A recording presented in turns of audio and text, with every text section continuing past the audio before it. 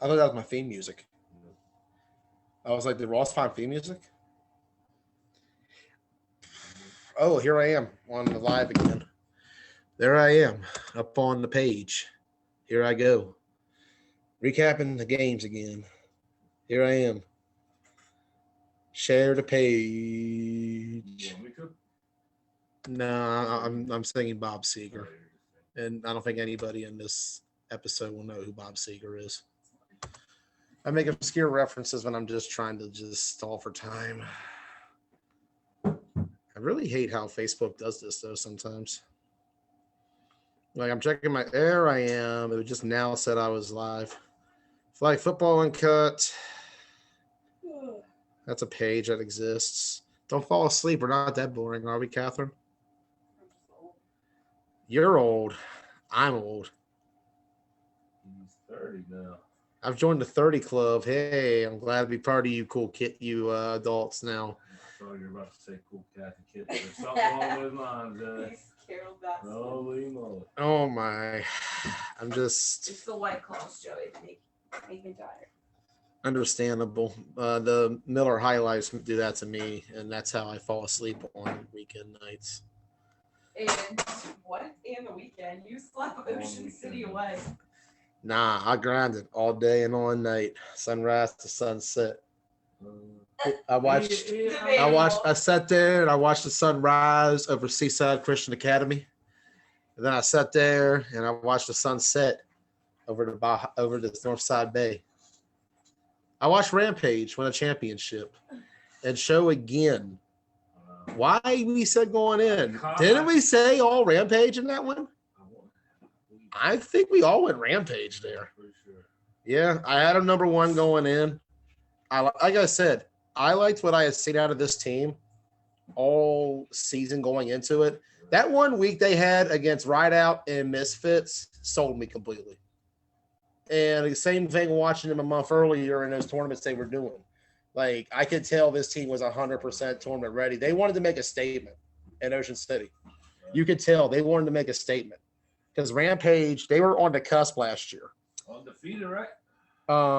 At Ocean City, yes, sir. Undefeated. We'll recap their games real quick. Dirty Birds was the first game they did. I want to say that was 14-6. That was actually a pretty close game. Dirty Birds came out of New Jersey. They played Rampage well already, but, first game of the weekend, you're getting things together. Sometimes some guys are literally arriving at the field like that very moment. So you never know what you're going to get. To me, though, they came out and balled out all weekend. Second game was 7-1-7 Elite. What was 7-1-7 Elite doing in that game?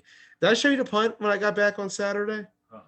The 7-1-7 Elite punt where the guy just kind of threw it up in the air and the Rampage. Yeah. The underhanded toss. Yeah, he did that softball throw. Like, did you see that? Oh my God, I gotta show you that afterward. That's bad. Yes. So there was a weird moment in the Rampage 7-1-7 game. And we're gonna kind of recap be a little candidly tonight. We're not gonna do like an official one. There's no Jerome in this episode, so direct all your comments about his rankings to Jerome Rousseau, predatorproductions@gmail.com. Direct all hate mail there. I got my own rankings coming up tonight. Yo, Eddie saw that. Yeah, that was, I didn't know what to make of that. That was some of the outright, the pick six. Yeah, Brandon Ross's pick six. That was so insane, dude. I want to pull it up, but I didn't get time to download it. It's been hard working on pre-production stuff the last couple of weeks. Getting off work literally like you got a call. Like you got a call from somebody. Sorry, damn it, Alexa. I hung up. It's Maddox calling me.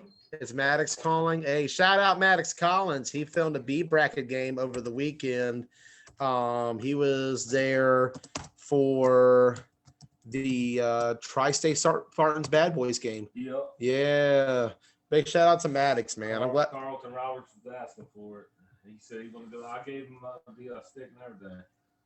They had a little bit of issues. Facebook, if you go straight live from Facebook, if you don't start in the sideways position, it's straight up and down.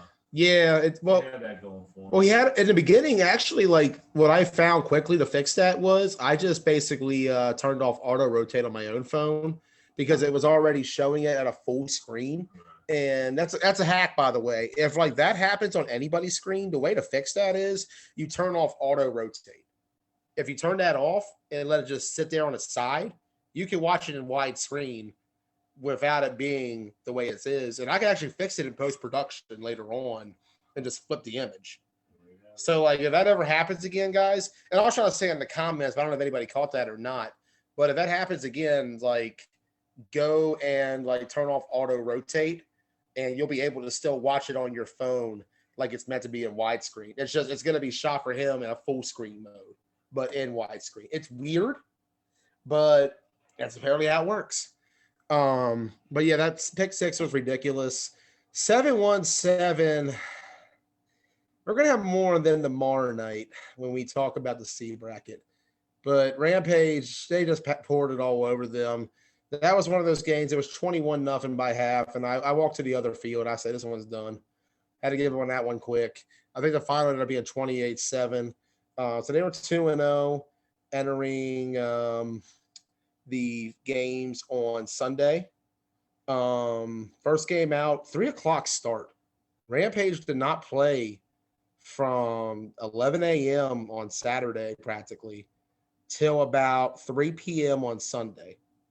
So they came in with 28 hours in between games, which let me sit back a little bit. I'm a little too close to the camera, which it can be either to me a detriment or an advantage. In a way, you get a break, but in another way, 34, 36-7. Ooh, 717 got buried. Ooh. Yikes. We'll have more than tomorrow night. But yeah, like they had 28 hours in between games, so there was plenty of time. That was the thing about it. Rampage, they played only in like small splurts of games this weekend. They had that stretch on Saturday where they played the very early games, first 2 of the day. And then Sunday, like I said, you didn't see them again till like 3:30 that day. And then they went straight. Way to go, Catherine. I'm sorry, I'm just fucking this. She's about to get booted. About to get the boot. So sorry. Carry on. So it's okay. She's an intern.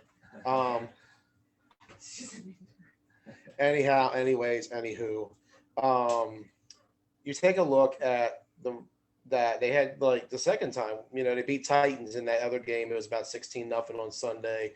Defense was electric in that game. All weekend long, I felt like the biggest struggle for the Titans seemed like turnovers were a big issue with them. And in that game with Rampage, they just couldn't get anything going. They turned the ball over. I think the game ended on a pick 6, actually, at the very end. Titans defense competed, but Rampage, I do feel like there was some kind of layover with them because you think about it, they get there Saturday, they play very early, and then you go 28 hours without playing. That doesn't really ever happen at tournaments. Usually you're back there literally like that afternoon or like at the very earliest you're there at 8. At the latest it's like 10 or 11. And most of the time with pool play, it starts at 8 or 9. And unless you play early, you tend to be back in less than a day. And I kind of wonder if there was kind of a bit of a lag there when they got back on Sunday offensively. Defensively was still sharp. They shut things down. That Bad Boys game, I was expecting a shootout at first. Very surprising. It was a defensive duel all the way. It kind of reminded me a lot of the Aftermath semifinal game last year where Rampage was dictating it defensively.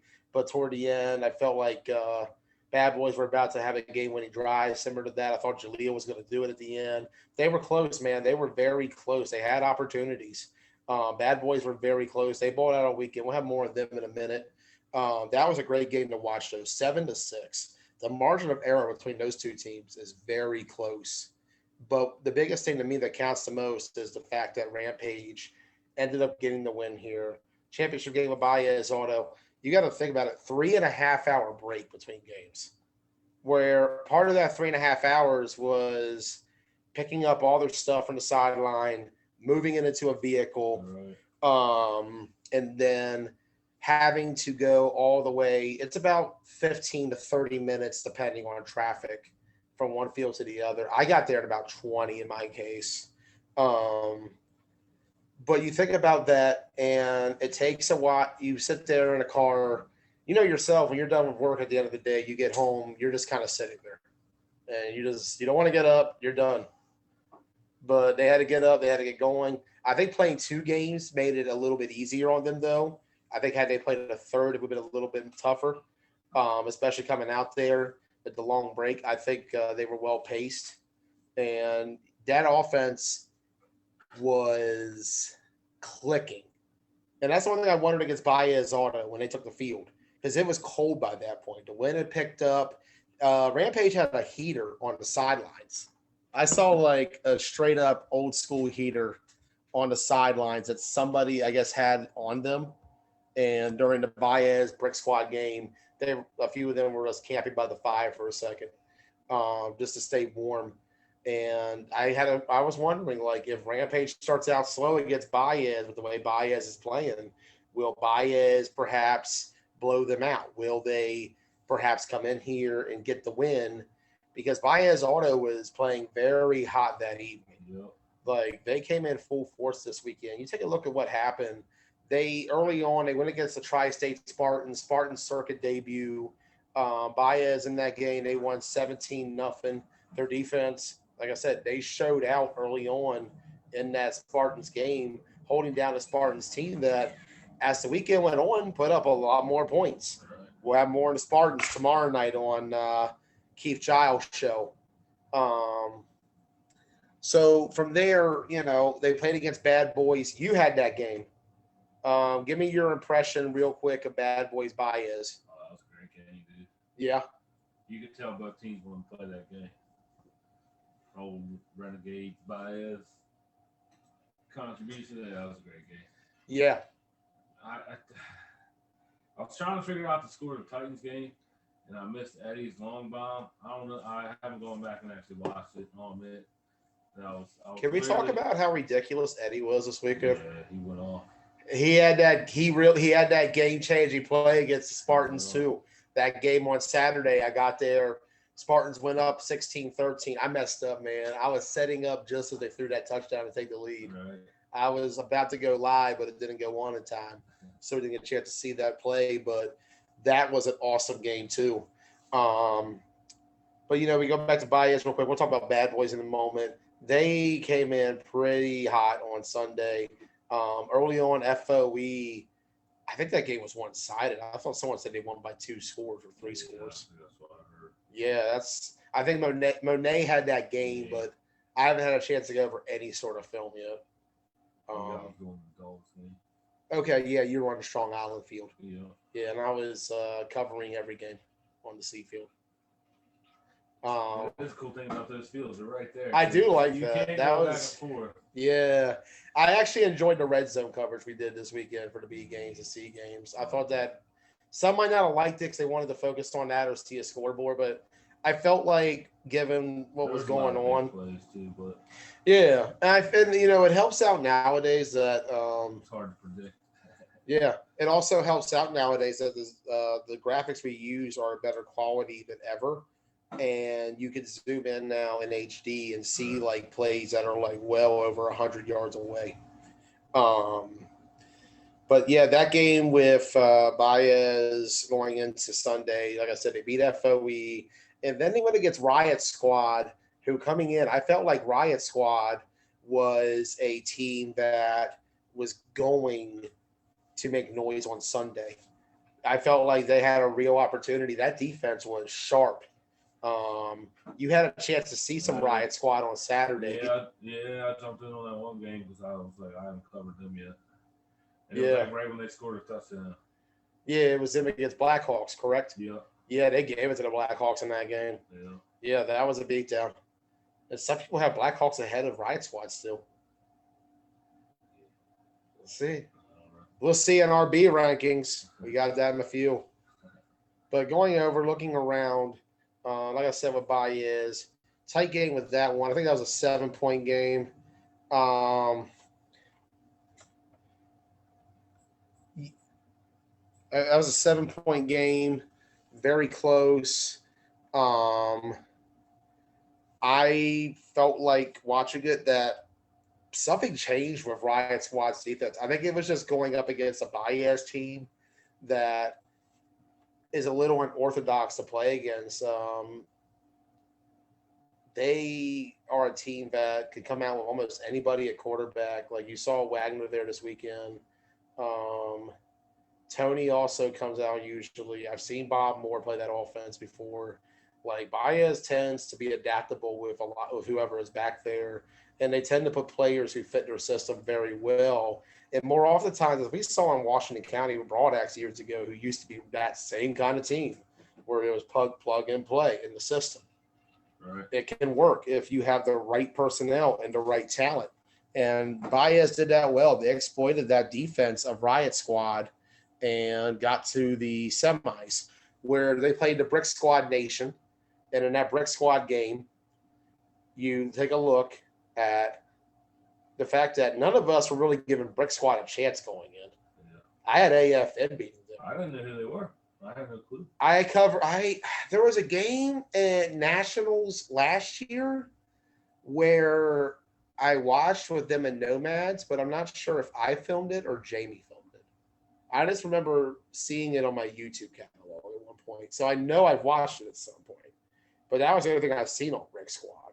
And then you think about it, that was 14 months ago. A lot has changed since then. COVID had a big factor in a lot of people's lives. Somewhat more so up north where they were really hit hard. And that took out a lot of Northeastern flag football teams from last year's circuit. You didn't really see Brick Squad get around much. And I hadn't seen much on them to really think much because I hadn't seen them play in a bit. But they came out and balled out this weekend, and they should have had Baez. They really should. That drop catch. Can we talk about that drop on that 4th and 20? My man's was 10 yards ahead of the defender. You didn't see it, did you? No. You got to go back and watch it. Yeah, he had his arms like this, and it literally went through it. Dropped, incomplete. If he catches that, they get the tie at that moment with the extra point to win it. And who knows what we're talking about? Because you think about it, Brick Squad had a lot of momentum if they had gotten that play. But Baez survived. And in a game where Baez honestly mostly dominated that game, Brick Squad really wasn't doing much in that game until those last 2 minutes. They had 7 points. They were down by 2 scores. I felt like it was coming to an end. Right. Then they scored. Then Baez scored. And then they scored again. And all of us in the last 2 minutes. Yeah. The last 2 minutes, I think, was about half an hour long. And it was like to the point where we're just like, man, this tournament's just going to keep going, isn't it? This game's going to go to overtime, and we're going to be here till 4 o'clock in the morning. And finishing Rampage and Baez auto. Because, like, we'll get delayed again for some reason. I agree, Jovi. That was like 30 minutes in real time, straight up. Wow. Like, I was just sitting there, like, looking at the time, like, holy crap. Because I said at one point, all right, looking to start the B championship at 9 o'clock. The 9 o'clock went, and I was like, okay, maybe 9:15. Then 9:15 went, and I was like, all right, we're just gonna keep going, I guess, and we're done. So that's kind of what went down with that one. Very good game, very close game, very competitive game. I really enjoyed it from a standpoint of watching. That was just fierce and competitive, man. And so going into the championship, I felt like this was going to be Baez's time for a moment. And don't get me wrong, I picked Rampage. But I thought about it with Rampage, there were about 3.5 hours between games. They had to travel. They were sitting out in the cold. Baez has played about 3 in a row at this point. Right. Baez had completed 2.5 games by the time they played Rampage. In between the time, Rampage had their last play of that Bad Boys game and the start of the championship game. Baez had played about 10 quarters of football. And some would say maybe they're worn out, but no, usually if you're playing like that in the sport, you tend to have a lot of momentum going in because of the fact that you're warmed up. Rampage is cold. Me and the wife were talking about that as we left because we left like 2 games before that or whatever. Yeah. And I was like, oof. I was like, yeah. Rampage had a backed up job up there. Watch a game and a half basically. I was like, oof. And Baez has just been rolling through it. So Rampage still pulled it out though. Yeah, and as soon as that Rampage took the field, Chris Price stepped on there. 3.5 hours had gone by. I said, okay, offense, they've kind of struggled today. They only have about 2 scores on the day in 2 games. So they might be kind of rusty. They're going to be a little cold coming in. Let's see. And then, boom, 65 yards down the field. That's crazy. Touchdown right off the gate. And I'm like, all right, no, they're good. They're ready. They're warmed up. They're good to go. Haven't missed a beat. Rampage literally kicked the door down and said, let's do it. Yeah. Like, That's awesome. that was an awesome competitive game. That Baez Rampage championship was a classic. Like, that was truly a great Ocean City championship game.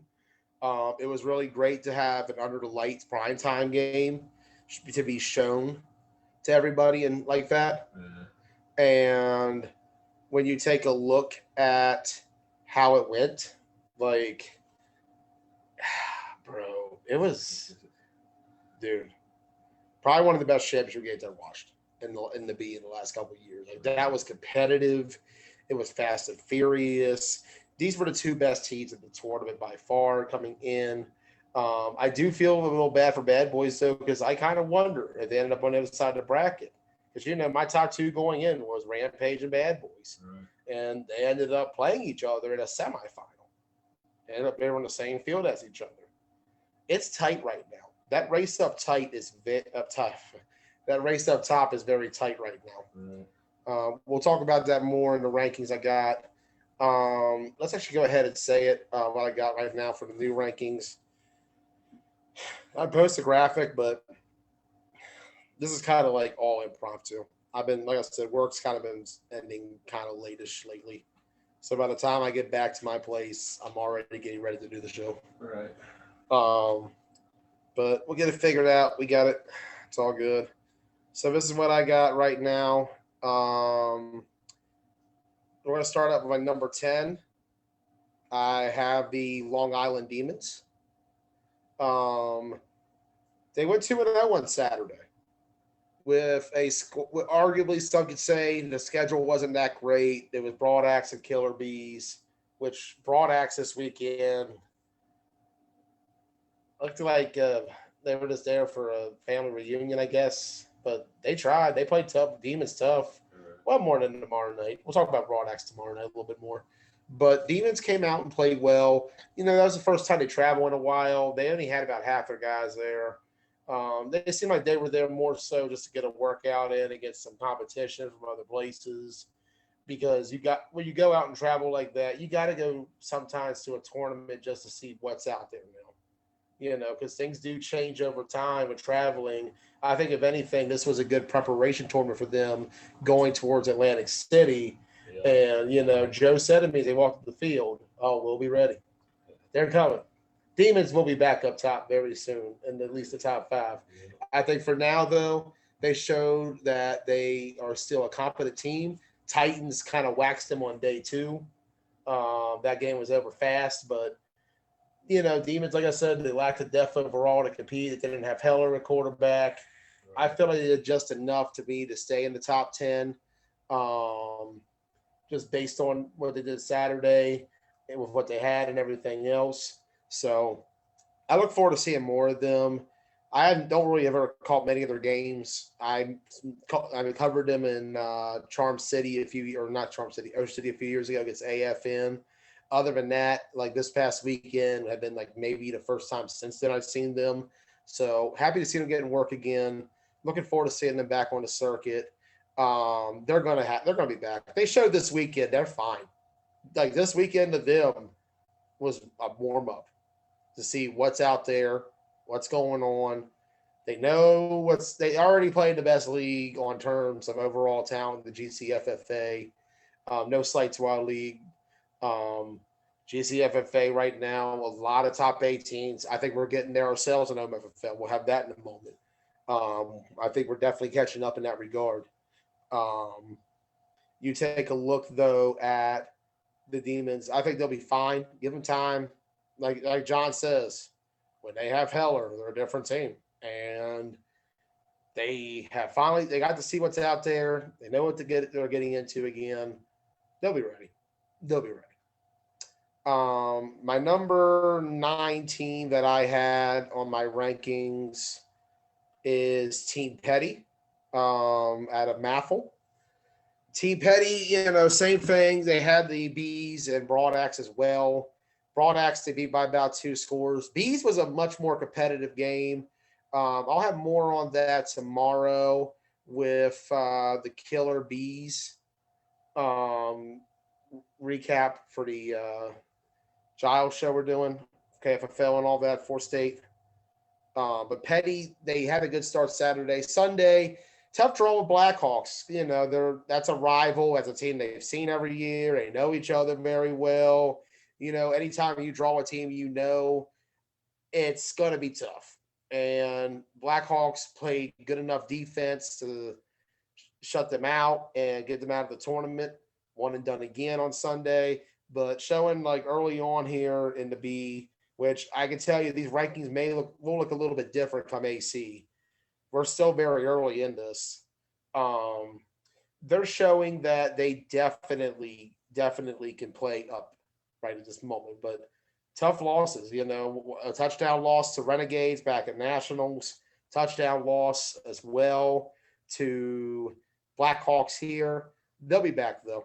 They always bring it. They always play tough. Number 8, Maryland Titans is who I got out of our league.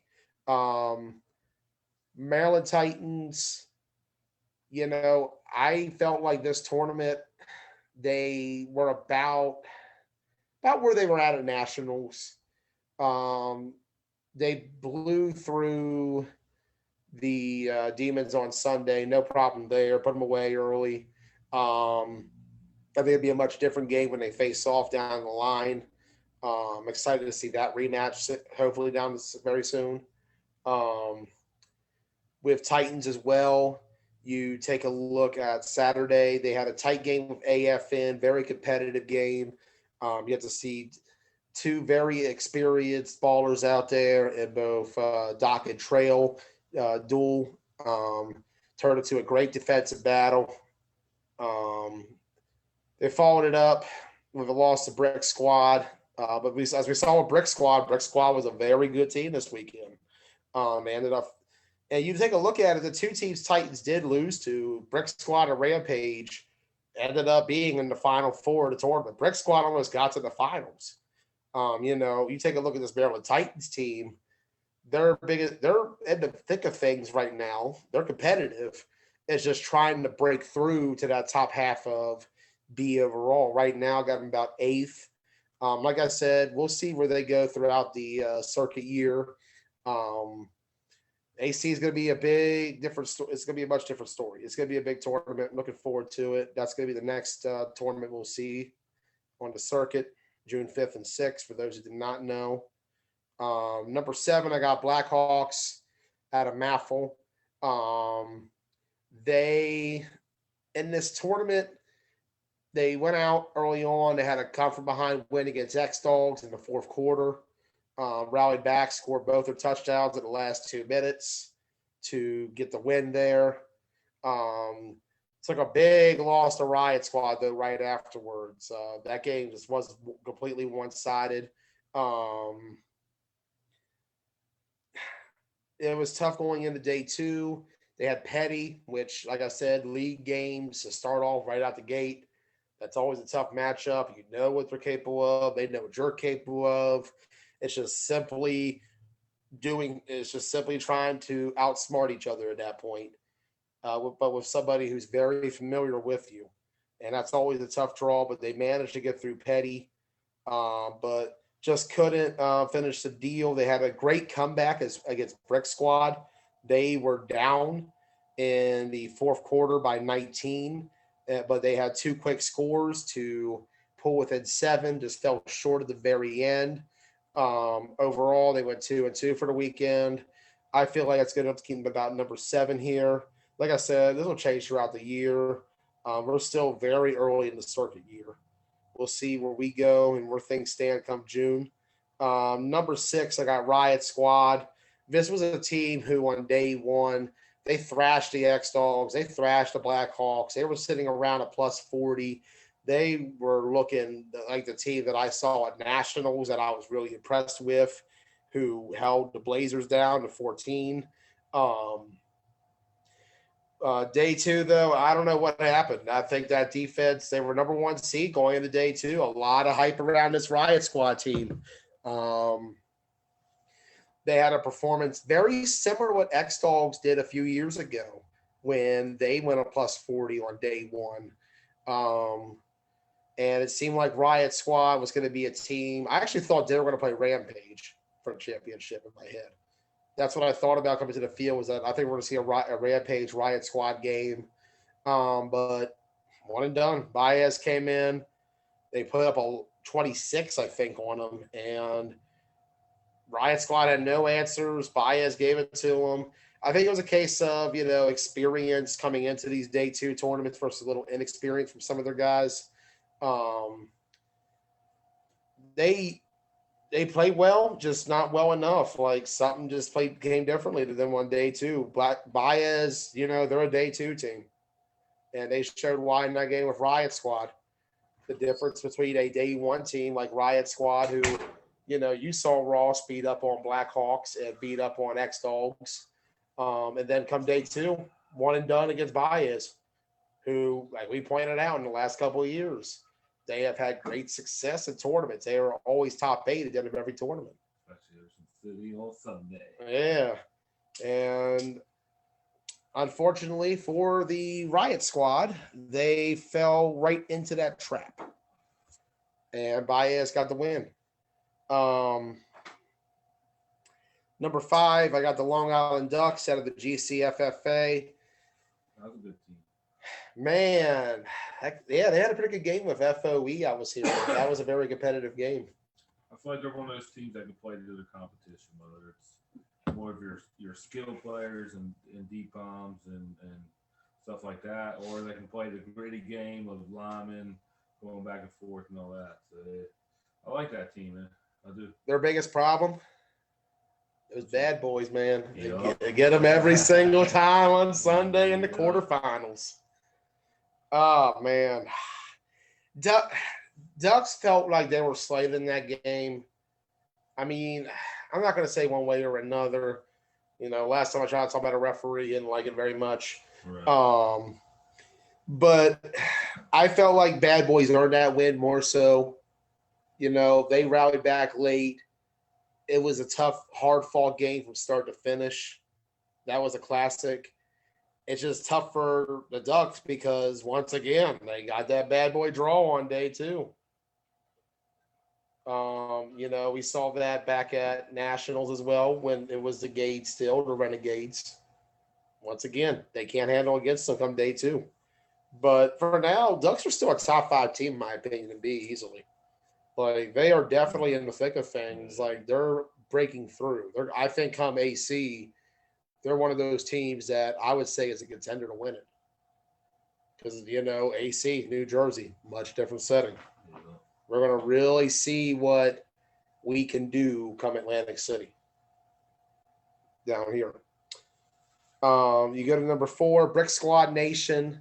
Brick Squad, like I said, they had a great weekend overall. Like, you go back, they worked AFN in that game you covered on Saturday. Like, they gave it to AFN in that game. Like I was watching from the other field during Bad Boys and Spartans, and that just was one sided. And then come Sunday, I want to say they had Dirty Birds in there. They had Dirty Birds first. And you said you went over to the field I'm to go. pretty sure it was at 1.21-0. Yeah, you said you walked over there and you said asked what the score was, and it said 21-0 the second. You're like, oh, I'm good. Yeah. Bye, Dirty. I think it ended up being 28-7 or something like that. Yeah. And then they had Blackhawks. Yeah, and that Blackhawks game we just talked about a little bit. You were there for that one. The comeback they made in the fourth quarter. Yeah. Like that was a good game, man. Yeah. Izzy balled out. Dude, Izzy at the defensive end had that tip pass. He jumped up, tipped the pass, floated up in the air, went off somebody else's hands, and then Izzy just caught it. It was awesome. It's a great defensive play. Yeah. And then they got to the game against Baez, and like we said, that drop is a huge difference. That drop was a huge difference between getting to the championship and just going home at that moment. Right. Like they were close, man. Like they were so close. Like that's a good squad, but definitely keep your eyes on them. Yeah, they're going to be interesting. Like I said, Atlantic City, they're going to be a little bit closer to Rhode Island. I'm not sure they're on the list right now. I think they are somewhere. I don't know if I pointed up though. But I really look forward to seeing how that team grows throughout this year and what they bring to the table. They showed a lot over the weekend. I'm going to put them in the top 4 for now because, like I said, this is a very early rankings. You've seen how I do rankings. It shuffles a lot early on, especially with B, where who knows how many teams we're going to have by year's end. And yes, I am doing a C ranking tomorrow night. I like C bracket, man. We'll talk about that a little more tomorrow night. Yeah, I don't care what this is. I like it. Yeah. But overall, though, you go back to number 3. I got the Bad Boys. They had a lot of tough draws this weekend.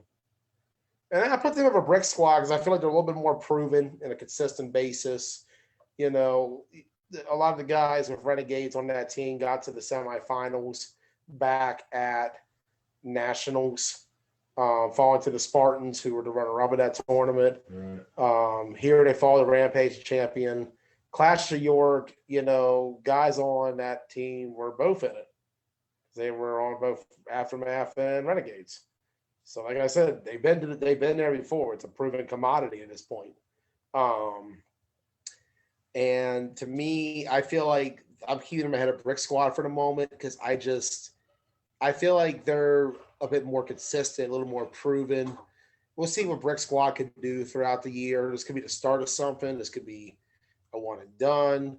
I just know with Bad Boys, they get a lot of tough draws. Like you go back Saturday, they had to play Baez Auto right out the gate. Right. And they did. They gave Baez one of their first of 2 losses of the weekend. You had that game with Bad Boys and Baez. Yeah. That was an insane game to just watch. And then against the Spartans, you know, Tri-State held their own in that game very well. A lot of people were wondering how would the Spartans handle the Bad Boys. Yeah. And like I said, we'll have more on the Spartans tomorrow night. But that was a tough draw for Bad Boys because they played the team that I feel like had they been in B with the team they had coming into Sunday, they could have made some noise. And you know, don't get me wrong, they made noise in C because they got to the championship on their 3rd quarterback. So that's another tough team they had to play. And then you played a Bulls team who I felt like was pretty underrated this weekend. They came out and played pretty well. They held the Bad Boys to 12. Saturday they came out. They beat 7-1-7 Elite. Right. Had a tough game with Dirty Birds. Had a tough loss at the end there. Got to give credit to the Bulls. They were a good team this weekend. That's another tough team for the Bad Boys to play. That's a league team. That's a team who knows them pretty well. Um, you take a look as well at the fact they had to follow that up right away by playing against the Ducks. The Ducks. And then Rampage. Right. So to summarize, Yeesh. I want to summarize this. Because Baez is number 2. Rampage is going to be our number 1. That's all obvious. But the Bad Boys this weekend had to play the number 2 team at the end of my rankings in B. Right. A team who's going to probably be second in my rankings when I do a C1 tomorrow night. But a team who I felt like had to get given the opportunity to play B the next day. I think they would have surprised a lot of people the same way they gave Bad Boys a shock. Because the Spartans gained the game, as we'll talk about tomorrow night, they were a much different team from the beginning of that Baez auto game to the end of that Bad Boys game. That baptism in the circuit Tyler Spencer always talks about. Yeah. It just changes you. But you take a look. Number 2, a team that I felt like could have made some noise in day 2 with all their guys and being in B. You played a Bulls team who could have easily been 2-0 on Saturday and played Bad Boys tough in that game. That's a league team. Always a tough draw to get a league team, especially right out the gate. And then you go follow that up with the number 5 team in the rankings and the number 1 team. So Bad Boys, in essence, played 3 of the top 5 teams this weekend in B. Yeah. They did. They had a tough draw. Yeah. They played very well. And only lost to Rampage by a point. They played very well. Bad Boys only Yeah, lost by yeah. 1 point all weekend. I'm not making excuses for them. They played very well. They did. So that's why I got to flip was one of my this. favorite That's games. why I kind of want to Bad flip this Boys. because I think I'm going to put Bad Boys at 2 still. I think Bad Boys, after I said all this and thinking about it, tough draw with Baez and Rampage. But remember, they beat Baez. Right. By the same margin Rampage did. Mhm. And then he lost by a -1. We don't know Rampage is number 1. That's easy to say. But if I were to flip it, in which I'm going to, I'm going to put Baez 3. Bad Boys is still my number 2. And my number 1 is going to be still Rampage. And yeah. Because you take a look, and to me, it's a close margin between all 3 teams. Even closer because Brick Squad could have got. This was a very competitive tournament. Right. Baez Auto. They had a tough draw too when you look at it. Rampage, Brick Squad, Bad Boys, they also played 3 of the top 5. Right. But I feel like when I look at the momentum Bad Boys have had the last couple months, going back to Clash of York, which you think about it, both teams are on that team now. Yeah. And then you look over at Nationals, Final 4 there, Final 4 here. I'm going to go Bad Boys number 2, Baez 3, Rampage 1, but the margin is very close between those 3 teams. But right now, as we said before and after, Rampage has the edge. I feel like we probably could have gotten a Rampage Bad Boys final had the bracket been flipped. Right.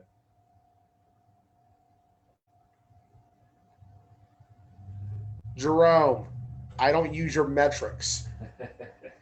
How is it close when 2 teams played in 2 tournaments and 1 team played? I'm counting Nationals for Bad Boys. Like, I'm counting the Renegades at Nationals. And to a degree, Aftermath as well, because, Aftermath, they played well. Jerome, this Zoom link is in the comments if you want to chime in. You find it interesting. I'm just saying, man. I feel like the bad boys have a bit of an edge over Baez right now. Now, who's to say it would have been different in the championship? We don't know. But the margin between those two to me are very close, or the three is very close. Rampage has the edge, though, because they beat them both. They won the chip. But as this circuit year goes on, I feel like that they are going to show what they can do. And it's going to, like I said, AC is going to be interesting because everybody's back on the road. What are we going to do on the road? Because there's the city. That's a quick drive. That's about an hour and a half, 2 hours. I mean, Atlantic City ain't. How far is Atlantic City from here? It might be the same. It might be the same, honestly. I just don't know anything about Atlantic City. Yeah, I've only been there once. It's a wild time. I'm not going to talk about it. But excited to go back.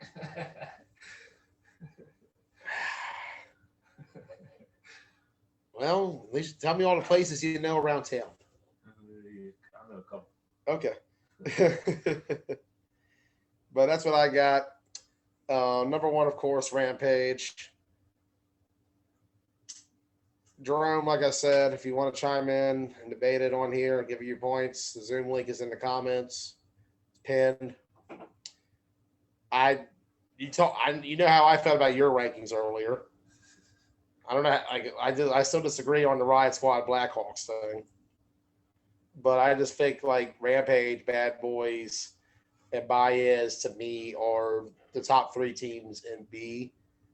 Rampage obviously being on top, Bad Boys second, Baez third, but the margin between them is close. So that's my B rankings. That's what I got. Let's go through the teams in the league this weekend and talk about their performance a little bit. We're going to start at the very bottom. Venom. Saturday, they had to play FOE in a rematch of Nationals. Or not Nationals, last year's playoffs, actually. Yeah. I caught the end of it. You got the end? Yeah. What was the final? Was it close? I'm very about to ask that. Just say it was close or not. I could check. Wasn't that good. I think it was 24-7, 27, 2014. I think it was 2-score game. 2-score game? I'm pretty sure. Okay. I'm going to check in these posts again. Yeah, they had that game. I should have pulled it up earlier. Like I've been very disorganized all week. Last night's show was like. It's been a long couple days. It's been a long It's been a long weekend. We're still rolling into it. We're off next week though.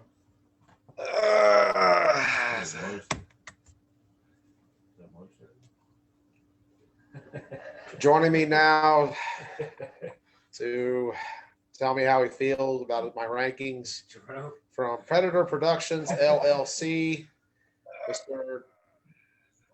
Jerome Rousseau. I don't have a problem per se. I hear myself. Tell me how he feels about it. Turn me down. Oh yeah, I had to cut off the one on Facebook. I don't have a problem with the rankings. It's just it's the way people perceive it. Like when you flip Baez and Bad Boys, like that's fine, but I'd rather have Baez Auto, which I know is the team that's going to be consistent up there. You know what I mean? So it's like I don't trust Bad Boys. I do agree with that. I think Baez should be in front of Bad Boys. I don't trust Bad Boys to be here every single tournament.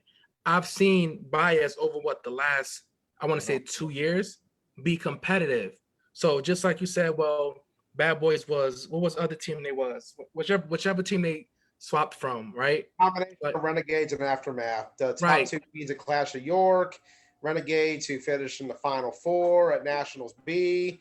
Aftermath, who had a tough draw at Nationals with Strong Island in main event, a game you covered, Jerome, over at that field. Right. But what I'm saying is it's a difference. Regardless, it's a different team. So I can't say, hey, it's the Bad Boys, but they have players from such and such and such and such, and just because they're together, they're a better team than such and such. That's why I told just like I told somebody earlier, if you come under a new name, you have to start over. But I can't reward you because you didn't play or you had a different name in nationals. Like this team has been consistent in the last, I don't know, 4 tournaments by S Auto, if not longer than that, from when I've just seen them. I think maybe 2018 or maybe like 2019, I believe, 2020. So I can't just do that. And I'm about consistency, and I don't trust Bad Boys to be here throughout the year.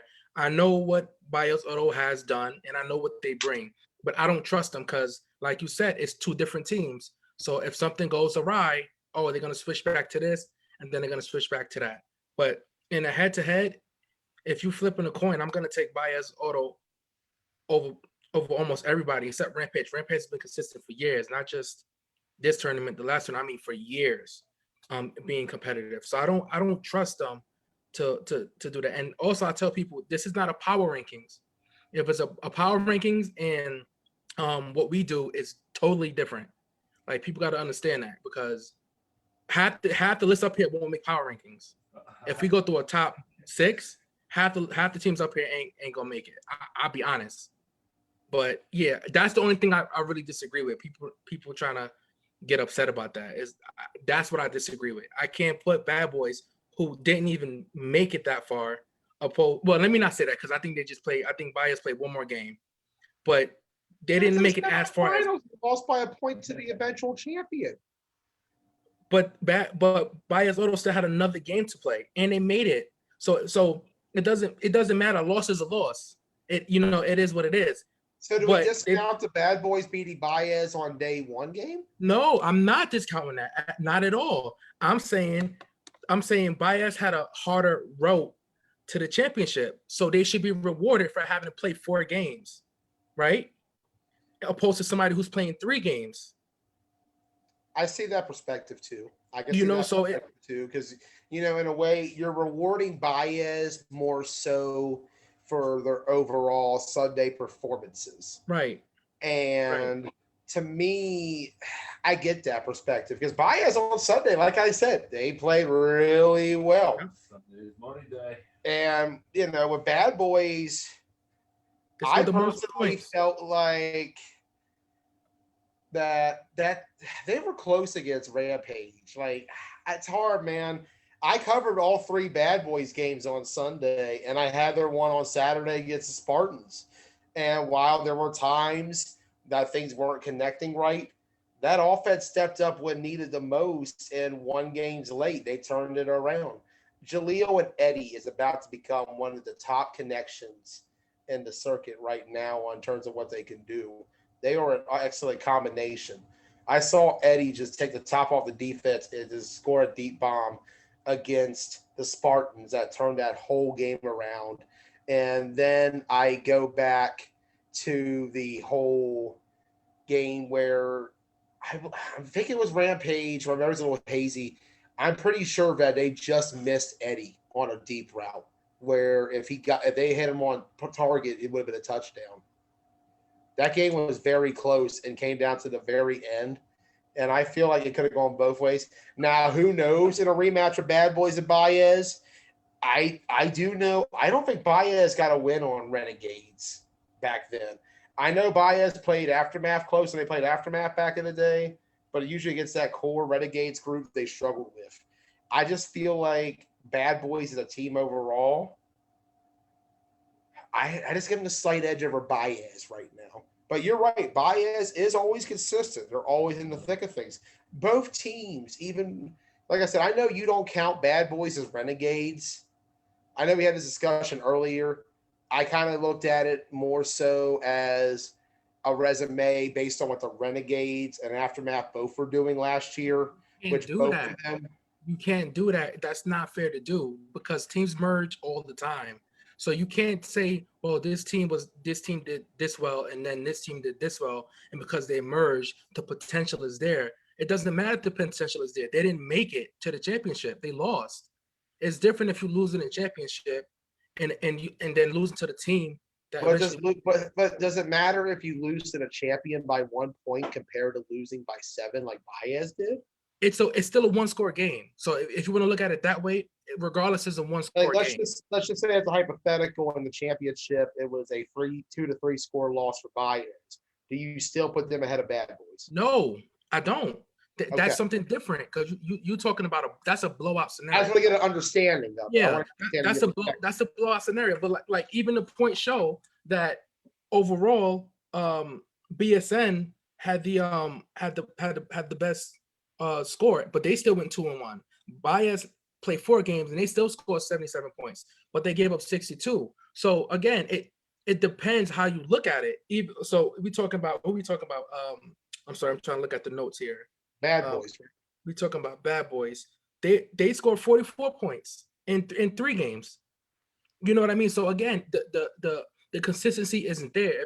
And again, you can't say, well, not that you can't say, I don't recommend you say that because the potential of this team when it was this team, and then the half of another team was in the potential of this, and that. I don't think that's fair to say. Now, if they're gonna be here consistently, I will say that is an old rule that I had in my rankings as Arsenal members back in the day. I used to call you out about your rankings all the time. I'm the guy who infamously put the affiliate nation dead last almost in our league when they debuted in Washington County.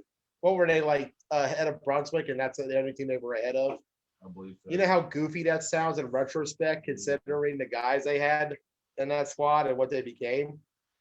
But I look at it now from the perspective of what they did over the weekend as well. Like I said, they came out there, they beat Baez in a very tough competitive game. You look at that Spartans game. Like I said, Tri-State, when you look at how good they played in this tournament, they easily could have snuck into a B quarter or semi come Sunday because of the fact that they realized what they were getting into during that Bad Boys game and settled in and showed what they could do against a team that has accomplished a lot. You got to look at the people on that roster and what they've done over the years. Look at what they were doing last year with some of that core on different sides. But I get what Jerome is saying 100%. I should look at it as a different team. It's not exactly Renegades. I kind of do feel the vibe of Aftermath at times. But when I look at the way they played over the weekend and I saw how they played in OMFFL a few times coming in, I like what they got. You know, they tied Elite Rebels a few weeks ago in league play. And I do feel like what's going to happen is Bad Boys are going to stay up there, I feel like. Now, I feel like competition will get tough. It will get tougher. AC is going to be insane. I think Jamie said last night there's 32 teams in B. So when you got 32 teams coming to B, who knows what the hell can happen come Sunday? Yeah, that's going to be a wild Sunday. I mean, Saturday night is going to be crazy. Like not even getting a Sunday because a lot of teams aren't going to make it to Sunday, and there's no C bracket in AC. So, you know, but my thing is, do you like Bad Boys' resume on Sunday more than you like Bias Auto's resume? Because if you look at the head-to-head, the more impressive ones is Bias Auto because they had a blowout win against FOE, and everything else for them was close. And even the Bad Boys, their 2 games were 2 close games. There was 1 7-point and 1 1-point game. They had a 12-0 win over the Bulls too on Sunday.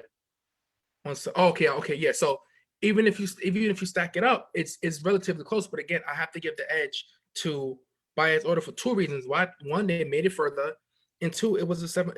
They made it further. They played another game, and it was a close loss.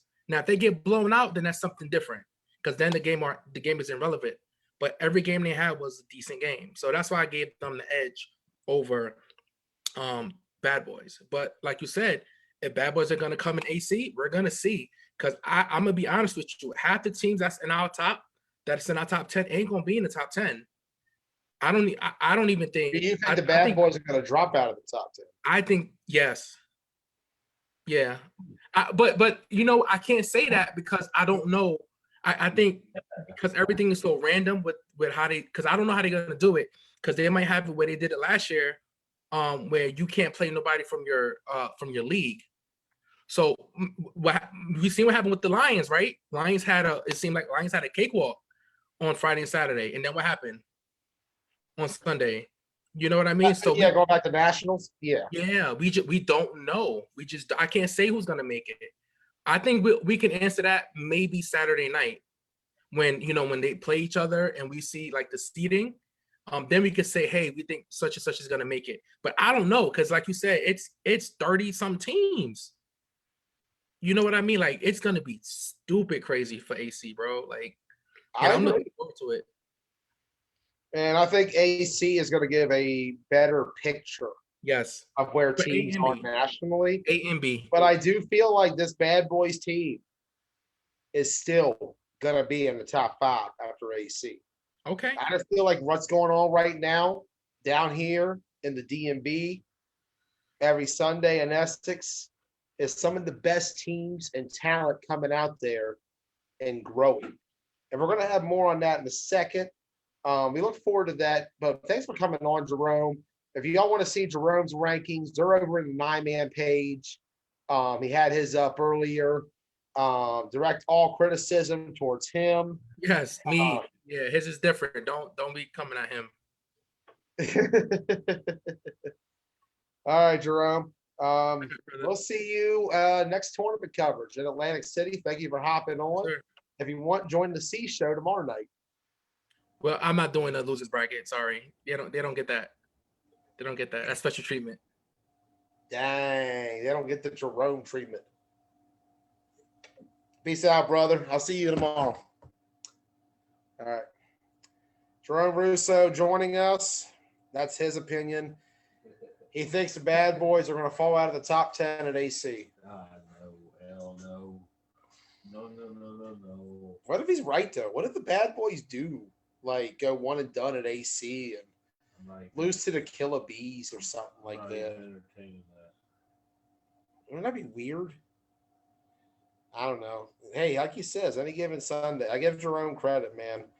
Like, that's a bold statement to make. But, he sees a lot of talent up there up north.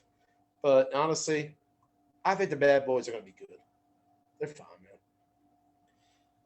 I have a lot of confidence in them and the state of where this league right now is on terms of the circuit. Let's take a look, starting the bottom with C, like I was trying to before Jerome called in. Venom, they had the FOE game.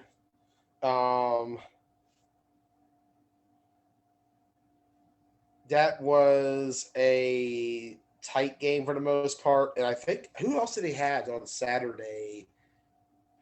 I want to say they had, I'm trying to remember. I'm also trying to pull up Andy's post again. Sorry about this, fellas. I'm a little unorganized tonight. I've been kind of just improvising shows the last few days, too. Yeah, okay, I got the Venom results. 19-0 to the Ducks. Oof. Yeah, 20-8 to FOE. Tight, rough weekend for Venom. They're going to finish overall on Saturday with a -31 going into Sunday. As a result, Venom went to the C bracket. Tough draw, though. FOE has gotten a lot better over the last several months. They are a much different team than one they played over last year at Randallstown in the playoffs. I think Venom will be back. I think it was just tough. They seem a little short on guys as well. And then, of course, you get the Ducks right afterwards. Ducks is the top 5 team right now. They just can't get over the Bad Boys hump quite yet. We'll see what happens with all that. But for now, I'm really looking forward to seeing how Venom will progress. Sunday, of course, they ended up beating Broad Axe pretty badly, actually. 28-6, I think the score was. And then AFN beat them in the semis to get to the championship. So C bracket semifinalist. I got somebody trying to get in.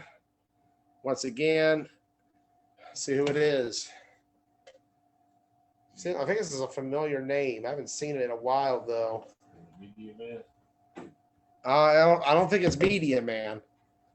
I hope it ain't. He's classic. Love Media Man. It's the classic. The greatest to go. Oh, we got him on. All right. Wait a second. Hold on. Oh, did he just vanish on me too? No, he's still there. All right. Who is this guy? Looks familiar. Who is this? Say your name. Say your business. Why are you calling? All right, he keeps disappearing. Zoom is like being funky for this man. There we go. You can hear me, bro? Now we got you on, Wheezy. Got the old school Spartans jiffy on, you feel me? I see you repping the old school Spartans jersey. Proud of them, man. Proud of them boys, man. They went down there. They didn't do as well as they should have, but like you said, they settled in. They did what they had to do on Sunday. I'm proud of them. You know what I'm saying? First tournament, they did pretty well. Yeah, they did pretty well. We're gonna have a little bit more on that tomorrow night. Looking forward to seeing how Tri-State progresses throughout this year. Your thoughts on OMFFL? You're a local, Wheezy. I haven't seen you yet over in Owings Mills this season, Bro. But we know you're nearby. You and Rome and Sean hosted the Charm City Classic with Tyler Spencer a few years ago. Oh, I see it. Show him right now. Start talking. What you got over there, Wheeze? You know what's up, man? Oh, he's a misfit too. You know what's going on? I know what's going on. You know what's going on, man. I was gonna put that on for the show, but I had to show love to the Spartans. You know what I'm saying? I feel you, man. I understand that. But you ain't seen me in OMFL because that preseason tournament that what was his name? Had at Randallstown. Yeah. I tore my hamstring. Oh, okay. Yeah. So I'm out for a while. You know, I probably won't see the season at all. I was gonna make the trip down to OC, but you know, some things real life happened, so couldn't make the trip. But did you get a chance to check out the action? Oh yeah, I watched a lot of the games. What are your thoughts on some of our league teams going into after Ocean City? For Owens Mills? Yeah. So I'm not 100% sure on all who's in the league. I mean, Misfits are coming together nicely. You know what I'm saying? We got a few issues that we need to work out, but that's like any team. You know what I'm saying? No Mercy. They're dangerous, man. They got a lot of weapons, but they got that. It's like any two teams that come together, just like Bad Boys. They got chemistry issues, but once that chemistry shit gets worked out, they're gonna be dangerous, man. I think so too. Like over the weekend, watching them, they performed well, just not well enough. I think exactly. You got to give it time. I will say though, Misfits. Looking at you guys, we talked about it last night on the Blunt Talk show. Me, Ross, and Jerome were the A special. That team definitely is looking A caliber at the moment. This Misfits. No Mercy. I'm talking about Misfits more so right now. Oh yeah. Bro, A caliber, definitely A caliber. I honestly think that we could have beat the Lions on Sunday if Tay didn't get thrown out of that game. I heard about it, but didn't see it. I was over at the B field. I mean, if and you know, coulda, shoulda, wouldas, it's all fantasy at the end of the day. But I honestly think we had a good shot because that game was definitely not what they did to us on Saturday. Yeah, I felt like Misfits. It was definitely a totally different game on Sunday. Yeah. But I feel like growing forward, you take a look at not just Misfits and No Mercy, but Elite Rebels as well. They went out and played extremely well in the A, in my opinion, over the weekend. Oh yeah. You go back. Of course, I watched the Elite Rebels Misfits game on Saturday, which, I mean, was a complete blowout.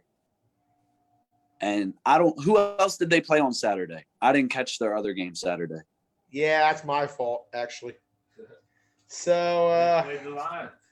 They played the Lions, and for the What game, was the score? Well, 35-34. 35-34. Ooh.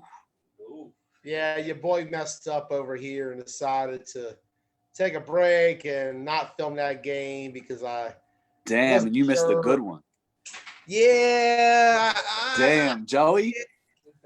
Yeah, TJ's gonna give me shit for that for the rest of my life at this point. He's already. Yeah, no, I would it. too. Shit. Yeah. But I did watch drone flying over though, TJ, in the comments. Was the Lions drone flying over? Because they might have footage of that game. Is that what that was? Every time I got on Ross's live, it sounded like he was around a fucking swarm of bees. Yeah, the drone. Yeah, the drone was going around. The Lions had a drone. They were flying it around. There might be footage. I would check. I don't know who to check in with the Lions on there that. you go. Chico jumping in. Hey, Chico. There you go. I'm in there. Yeah. What it Welcome to do? the show, Chico. We're just talking about the league going around. Talking about some old friends of yours, the Misfits at the moment, and the Rebels. Talking A little bit. Did you have a chance to watch the A games, Chico? I caught that Rebels Rollers game, man. That was a good ass game. Yeah. Rebels and Rollers was kind of ridiculous. That was a good ass game. Like I was covering another game. I think it was Jamari who kept updating me saying that the score was changing like every 2 seconds. Like, bro, I ain't gonna lie. 1 minute Rebels be up, next minute a tie, next minute Rebels were up. I don't know if just both their offenses were really good or both their defenses were trash, because it was literally like Rebels would score in 4 plays, Rollers would score in 2 plays, Rebels would score in 5 plays, Rollers would score in 1 play. Rebels scored in like 6 plays, Rollers scored in 3 plays. I think a lot of it was TJ fucking Holston. Because TJ he was going off in that game. Dude, I've been saying about TJ for a bit. The guy is the truth out there at that position. He's been getting warmed up. Yeah, like I saw him grow into his own that fall in 19, when he got BC Elite to the semis at Charm City. Chico looked like he got something to say. Chico looked like he got something to say. Back to back. I mean, so you said when speaking on the A, I mean, I got to see the Dream and the SI Bulldogs game. And I mean, I'm not gonna lie, like I'm a fan of SI Bulldogs. I thought they was gonna smash them, but honestly, they was supposed to lose the game for real. Like Dream, they dropped 2 wide open touchdowns, and then they scored anyway at the end, and they would have been up. The game would have been, I think SI won 17-0, and they would have lost 21-17. You feel what I'm saying? So I seen that game, and then I walked up, and we was I caught the end of caught the end of the Rebels, like you said, the Elite, and who was the Elite and the Rollers game, but it was like already towards the end when they was doing trying to figure out some type of call or whatever. So I ain't really what happened was they tried to do the onside kick, the 4th and 20, and they got an offsides call, but they tried to offset it with I think it was an illegal forward pass call because he pitched the ball to a lineman. Oh yeah, they were saying he pitched it to the lineman or whatever. I mean, then they still end up the road. I mean, Beast. I mean, Elite still end up getting the ball. They scored. Rollers let them score, which was a good move because they saved time. But then they still didn't get they didn't get the close at the end. You feel me? But and you know what's crazy is they went away from what was working all game at the end. At and the end, they that's kept what people trying were to throw saying those on the little screen sideline. dump offs to get out of bounds, which I understand. But all game, your deep ball was working. So why not just take the chance and throw that bitch deep like you've been doing all game? That's how it be sometimes. Yeah. But I had to hop on here and talk about the bad boys too, because Jerome was on here talking crazy, like they not ready to be a championship caliber team. I mean, me personally, I just from playing in this, playing in this league and playing flag for so long, like, I mean, we all have opinions. I mean, they were definitely that was my first time seeing bad boys because I missed the first 2 weeks of both leagues, the OMFFL and MAFU. I missed the first weeks, so I didn't get to really see them play until this weekend. And they really honestly, like, they gave us probably the first toughest game of our Sunday. Like, you know what I'm saying? We beat them 7-6. And bro, you could see it in the film too. If you watch the film, it was a struggle on both sides. It was a tough fucking game. Yeah, definitely. So I mean, now as far like you said, as far as dudes saying championship caliber, like you gotta have a resume first before you can start speaking championship caliber, especially when this is their first appearance in any tournament. You know what I'm saying, with their merger. But here's the thing, Chico, you got to realize it's Aftermath and Renegades both put together. So it is a new team. So I understand you can't really. They have no resume as an actual team, but both those teams have a great fucking resume. And once they get the chemistry down, they're gonna be a problem. Oh, I mean, yeah, that's how you can. Definitely not taking nothing away, but I'm just saying, like I said, just speaking on, like, I mean, just throwing championship out there before even accomplishing anything first. You feel me? That's just a stretch to me. You feel me? Like, that's just like a lot of dudes, and that's one of the main reasons I wanted to get on here. No boss again, because like a lot of dudes, why Rampage not going A? They did it this, they did it that. Like, you gotta win consistently first before you could just jump out there and just say, "Oh yeah, hold on, let me finish, bro," because like we just constantly keep getting thrown. Man, they want to just keep starting. No, like, have you, like, just like you see, like this weekend, you feel what I'm saying? It wasn't, we didn't have a cakewalk. Like, every game was a tough game. And honestly, like, we didn't play to the level that we really know we could have played. Like, we should have blown both of them teams out the water Saturday. You feel what I'm saying? Then Sunday, like I said, Maryland Titans, we beat them in Nationals. You feel me? So we kind of knew we had the upper hand already. We still, I mean, we donated them. Don't get me wrong, but offensively, we still could have put up more. Bro, I ain't gonna lie. I thought y'all was gonna come out and dog them. And that's what I'm saying. You feel me? So dudes just be so quick to scream out, "Hey," you feel me? Just because it looked like we really doing something, but you feel me? When you sit down, like, so when you sit down and dissect the game for real, like, we trying to win consistently and good. You feel me? And then so you make that transition from B to A. You feel what I'm saying? You're comfortable. You're not making that transition, and then now you're getting your head cracked just because. Oh yeah. You registered for A. Facts. But if I'm not mistaken, Rampage was an A team at one time, weren't they? There was a time where everybody was considered A, because the old days of 9 flag football, there was only one division, and everybody would just play each other no matter. That don't mean you're gonna do something. You feel what I'm saying? So why throw yourself out there? You feel me? I like to, this is my first official. Smooth. So like when, so like when I was on AFN, and we won. Well, we were supposed to win that AC. Then we come win OC. Then we win Virginia Beach. Then we went A in that tourney. You feel what I'm saying? And what happened? Like we lost to me. You feel me? Like that kind of shot our team morale down. You feel what I'm saying? Like we on the high pedestal. We on the high It's pedestal. discouraging. That is something I want to ask Chico. Do you feel like going A in Charm City hurt the team in the long? Like I said, it's from my opinion. You know what I'm saying? I can't speak on the whole team but just my opinion personally. Yes, like I didn't want to go A then. I'm like, you feel me? Like I said, we were supposed to win AC. We won OC. We won Virginia Beach. Like I said, you have to win consistently. You feel what I'm saying? Before you just jump out there and just because you letting the people talk or the critics or the sidelines, who cares about that? Because then, like you said, we jumped out there.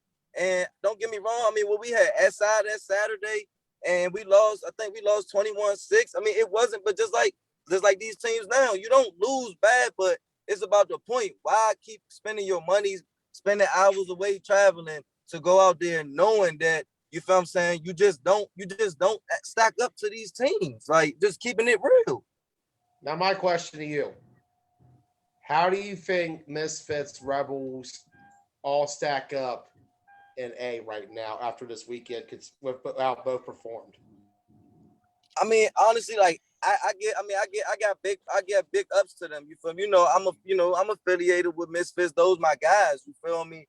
And you know what I'm saying? Like it's just like you said. Like I feel like they can compete again. First year. You feel what I'm saying? Year one, playing A.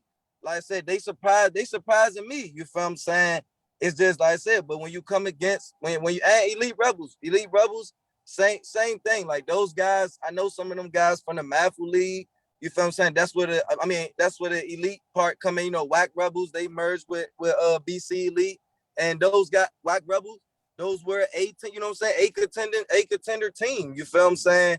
But it's just like I said, when you just come to these tourneys and you see and you already know you got your Lions, your SI Bulldogs, your main event, your Gladiators, if they are playing, it's like I said, do you really have the guys to match up to be able to go then? Like you said, then on a Sunday, you done what you playing. If you're not a number 1 or 2 seed, you damn near gotta play 4 or 5 games, and then you still gotta see these guys, you know what I'm saying, at the lab when you already then damn near gave it all you got for real the first 2-3 games. Like this shit is not that easy. I think we're losing Chico. I'm not gonna lie, bro. I'm gonna stand on what I say that if Tay don't get kicked out that game, I think we beat the Lions. Ross, what do you think? You were there. Like Florida all over again, and that's why when you get to Florida, you should be prepared because you done played throughout the year. That's why I said, man. But Chico must be driving through a fucking tunnel. He wanted to see He's in that tunnel down in Baltimore. Just driving by. Nah, Chico or Mo. He ain't up here in Baltimore. I think we all. I had to do a jersey swap real quick. You feel me? Yeah, you got to rep your A team, not your C. I had to show love to the Spartans, though, man. Servers by the kickback in. I know. Right. Too. I saw one of their games. I think, matter of fact, I watched the Bad Boys game, the Spartans Bad Boys game.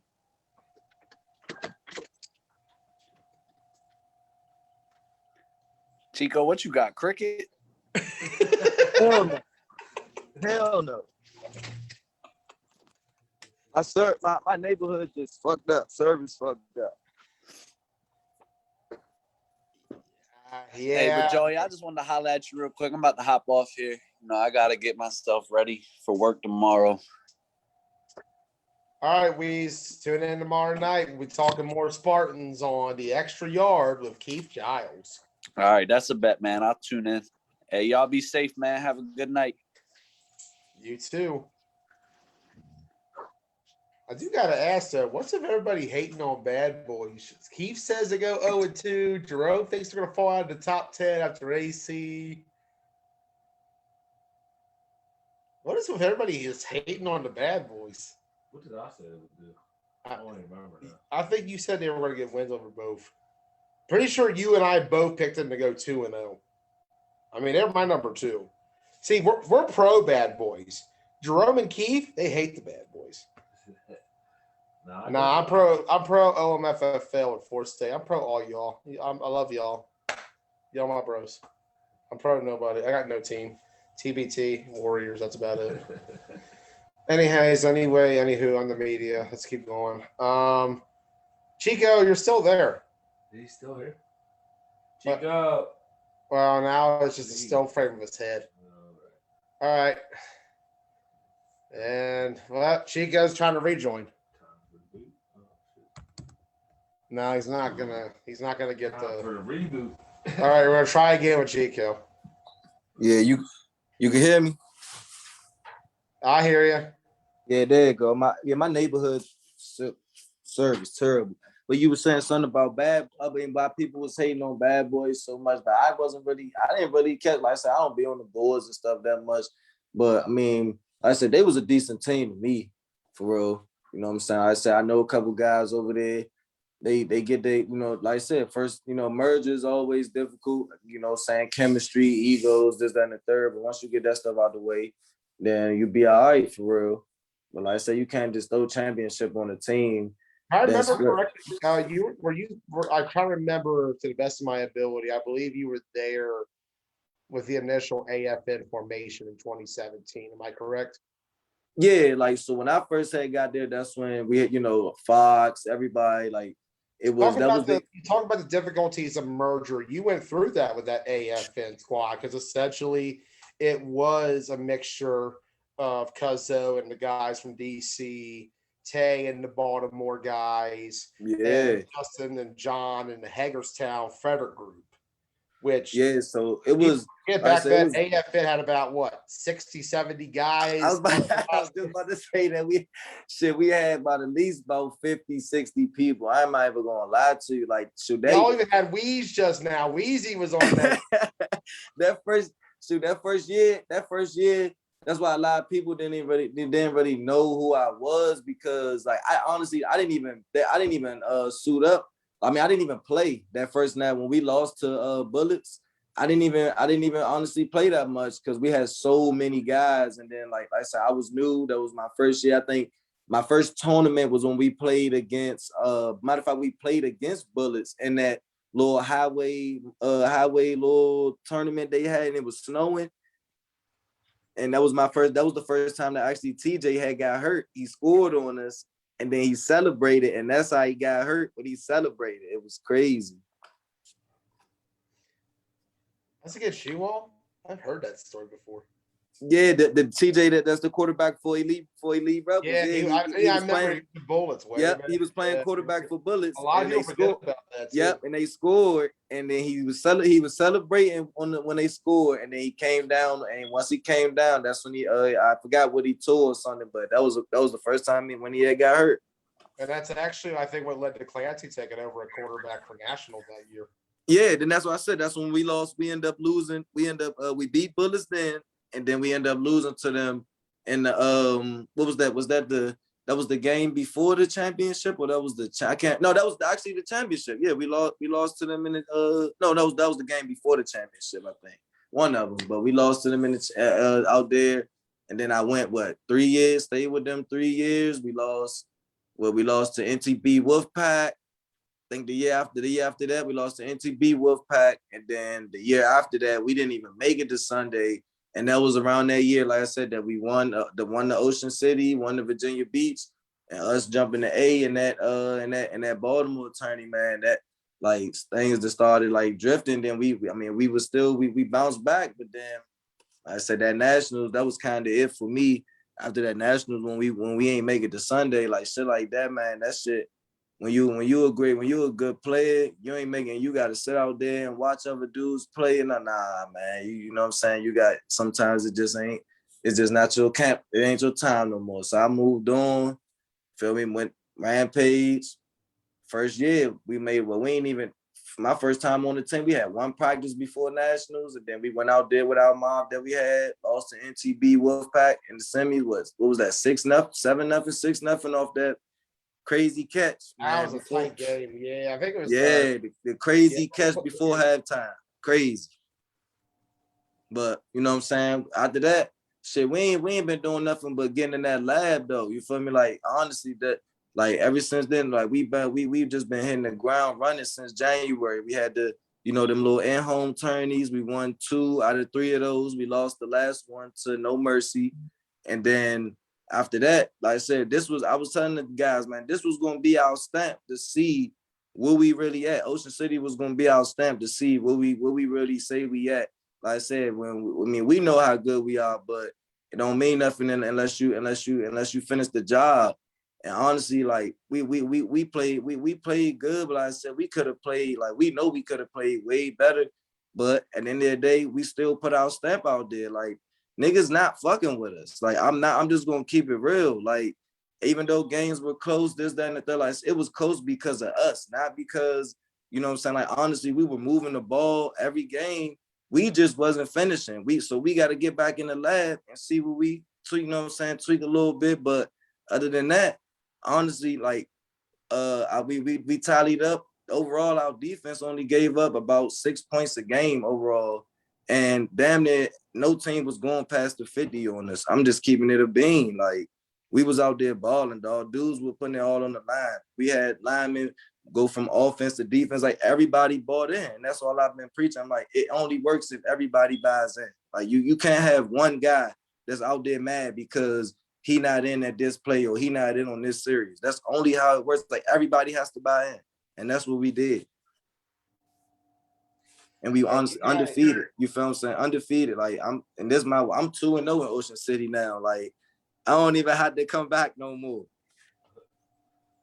You still gotta win an A bracket or a C. Yeah, oh yeah, hey, you right. Hey, that's the goal, man. We aiming for nationals. We win that national, we go A. You know what I'm saying? And we gonna be ready. But like I said, we gotta win consistently, and we gotta win good consistently. Like we shouldn't be in no dog fights if we, you know what I'm saying. Like I said, we say we as good as we are. It shouldn't be no dog fight. But like I said, that's on us, and we accept that. So that's why Atlantic City, we're gonna turn it up another notch. And mind you, we still ain't even got my boy Otis out there. So that's what I'm like. We be doing it with missing guys. I missed the first 2 weeks of OMFFL. We still ain't lose a game. Like, you know what I'm saying? That's we only as good as our weakest link, and we ain't trying to have no weak links.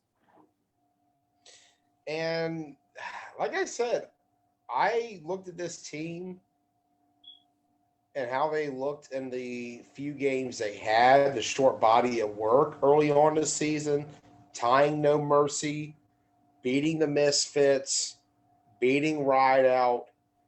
And to me, that sold me on what this Rampage team can be. Because I saw that they were coming in with a fire and intensity that I hadn't seen since that fall in 2019. People forget Rampage and AFN were neck and neck fighting for that top spot. I'm telling you, hey, that was the year, man. Like, and it was crazy because I was like, man, like no matter what, it was like we didn't care when I was with AFN. Like we ain't care what team we play. We like, man, we know we gonna end up seeing Rampage, and we know that's the only the people that was in our way. And then, you know what I'm saying, like now that's how it is when I'm on Rampage. Like it's like we say it every time, like nobody stopping us but us. Like that's just how we feel. You know what I'm saying? We don't disrespect no teams. We ain't on the Bulls, none of that. We humble with it, but at the same time, like I said, we coming forward with what's ours. Like we lost the NTB Wolfpack. That shit ain't happening again though. This shit, we going all the way. We going all the way. So I'm going to go ahead. I'm going to put you on the spot. A couple weeks ago, it was raised. Why doesn't Rampage play in A? How can you say you're all the best team in the DMV when you don't play in A? But when you take a look at how Rampage has fared over the years, people have forgotten, in my opinion. No, I think people forgot as a fact. Rampage holds the last 2 DMV A bracket championships in the tournament. Now, some may scoff and say, well, one was Hagerstown, which you, Ross, played in You know, for Adrenaline Rush. I did. You played against that Rampage team, actually, in day one. We did. And Rampage that weekend, they went on to win. They beat Scorpions to win it all that time. And then Capital Classic 2019. You know, I thought it was kind of funny. It's Smy Reed was saying on Facebook earlier about teams saying they're the best when they don't play A. But 7 Point, when he was there, got smacked by Rampage in that championship. Hey, and that's what my, you know, like I said, this my first official year on the team, so I ain't even know none of that. You feel what I'm saying? That's why my guys in the chat, we're going off, like, because that's what I'm saying. We gonna earn ours. We don't want to give it to us, but like you said, it's facts though. Like you got, just like when I was on AFN, we had the tournament. I think that was Shippensburg, I want to say, but we played 7 Point in that tournament. We beat them too. Like it's a couple Gettysburg, good old Gettysburg, yeah.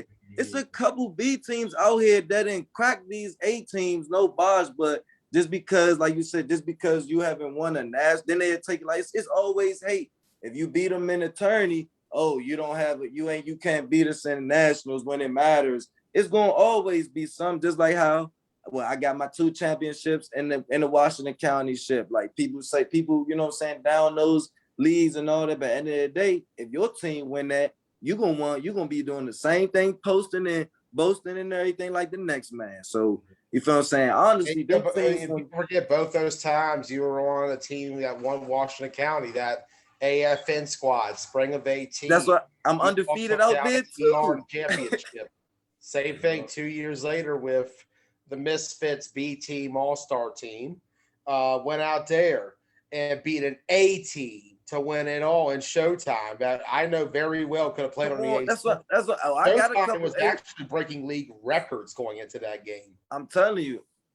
And that's why, but like you said, these dudes feel, because I seen the dude that made the comment, and I'll just keep my 2 national A titles and this, that, and the third. Just like the quarterback for 7 Point spread. They won their national title. And where's they at now? No, with they 3-point spread. They barely making any noise anymore. And he playing with no mercy. Like, you can't be out here disrespecting dudes and you ain't even still at your own camp, boss. Like, come on, man. When, like I said, these B teams out here, they didn't gave some of these A teams a run for their money. If not, then sent them home on a good Sunday. You feel what I'm saying? Like you said, it's in the stat book, so we ain't, but that's how it is, man. But like I said, we ain't got nothing to prove as Rampage to the sidelines, to the haters, to the watchers, none of that. We gonna do us like we doing, and come nationals, that's all that matters. That's what we put our stamp that we the best team. And then when we transition to A, that's when we transition to A. But till then, ain't nobody making us do nothing. You feel what I'm saying? We gonna keep winning consistently like we doing. Straight up. I'm looking forward to seeing what Rampage does.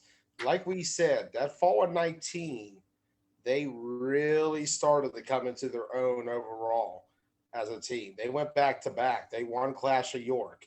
They went the next month and won A in Capital Classic, beating established A teams like Bullets and 7 Point along the way to win that championship. I'm telling you. Any given Sunday, man. It's any given Sunday out there. I'm telling you, and that's why I don't be done. That's why I tell, like, we can't put nothing past no team just because the who they are or what they name say, that don't mean nothing. You gotta line that shit up. Like I said, I give big credit to them Washington County teams and them and that other league that's up York and all that, to them teams that came out there this week. I said, because I was at both fields. I said Spartans big, because we played against them in the Washington County. Like, big ups to the Spartans. They was out there balling. They had, I think, a couple of their key players got hurt, but they was out there balling. Who else? What are your thoughts on the fact that at the growth of the Spartan organization, especially when you consider over 90% of that team is from the Martinsburg, West Virginia area? Your thoughts on West Virginia growing as a flag football territory? Yeah, I mean, honestly, like I said, it kind of, I ain't gonna lie, like in the beginning, I was one of those guys like, man, these teams is done the third, like, because I never, like, that was just me as a player. Like, I was just big-headed, ego, all that. So I ain't, so I didn't even know nothing about the league, none of that. But now, as playing long as I have, like I said, like these teams, they get my respect. Like coaches, like I said, as far as Coach Donald, I can't think of his name, Donald or something, like that's my Don guy. Brown. Yep, he showed love. Like he showed love when I had my surgery. He reached out, like, stuff like that. You can't overlook. And like I said, and because of you, a lot of guys wouldn't even be having their exposure. People wouldn't know who people are. None of that. Like, you be having all the facts from all the games. It's crazy. Like, so how can you not, give y'all guys y'all credit that's out there, because like we all come together and make it work. So we can't just say, oh, if it wasn't for us teams out here, it wasn't for MAFU, it wasn't for OMFFL, like, and that's the problem. Like, that we all going against each other. Like saying that's why these teams that's up north and teams like NTB, Wolfpack, when they get on these lives and stuff, what all they speak about is coming together and making it work, and then coming back out here and stomping on us. And that's what they do. And like, nah, that's why. My move kind of from AFN to Rampage, it was crazy because, like I said, that was our rival team. But I'm just like, you feel me? Fuck all the critics. But I don't care what nobody got to say about no more. I'm trying to win games, and I'm trying to make this shit mean something. And those guys, these my guys. I feel like, you feel what I'm saying? Like, we got what it takes. It's just on us. Like.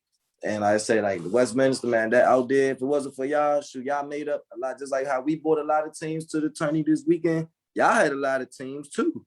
That I wasn't. I was just X-Dogs, Broad X, who else? Like I said, Spartans, Killer Bees. Y'all had a couple teams. Yeah, y'all had a couple teams that was out. You know what I'm saying? That was out there. And like you said, any given Sunday, shoot, some of them teams that was in that C bracket could have been in it. Could have been in the, you know what I'm saying, in the runnings, but. It'd be like you. That's what you get. That's why you gotta come to keep showing up, so you get your experience.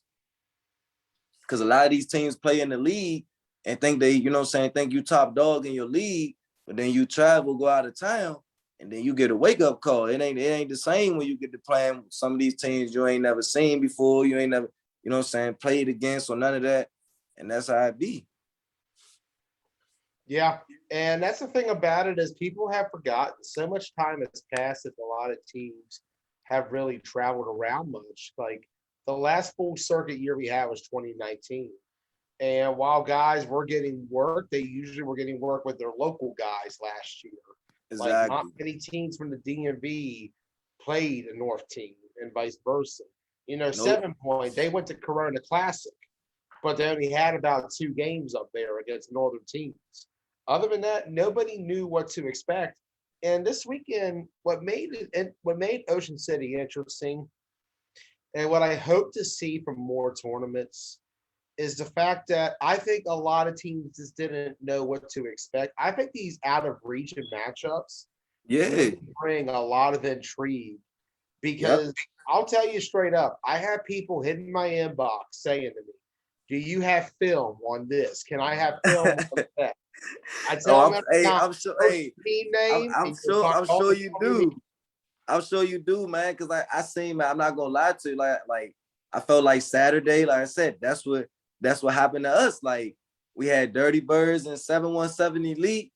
Like I like, you know what I'm saying. We never heard. Like we probably heard of them, but we never played them before. We never seen so. And it's, you know what I'm saying. Then 9 a.m. in the morning. It's tough to bring your level from 0 to 100, and then you get, you know what I'm saying, when you thinking you about to come out there and play a team that's, you know what I'm saying, no disrespect to them, but you think you about to come out there and play a team that's about to match your level, and then you playing a lower level team, and it's like, damn, like like you said, we ain't know what to expect, but you know what I'm saying, that's why we kind of came out a little slow. But like I told the guy, hey, we rather come. Hey, we picked it up come Sunday though, because it was a little different. Like I said, playing Maryland Titans, we knew what to expect. You know what I'm saying? Nobody. Well, I'd never seen Bad Boys, but my guys were ready. Again, tough game because a team we know. And then of course Bays Auto, like you said, Bays Auto again. Kudos to them guys again. When I was on AFN, it was always a AFN, Rampage, Bays Auto, LI Demons, Ducks for real. You know what I'm saying? Like. So I kind of feel like I was shocked at BSN though. Like I think last time I played against BSN, that was when I was on AFN. We played them. I want to say Albany. I want to say it was one of them New York tournaments, and that's when they just had switched over to BSN because they was Brick Squad at first, and then they switched. Then they just started going with the BSN or whatever, and we was thrown off. Like, who are they? Like you said, like dudes be changing their names, getting different players, and you don't be knowing. But like you said, I learned from being on AFN. A lot of these dudes be scouting. A lot of these dudes be watching. Like you said, asking because they don't know. Like you said, playing from like Atlantic City gonna be crazy.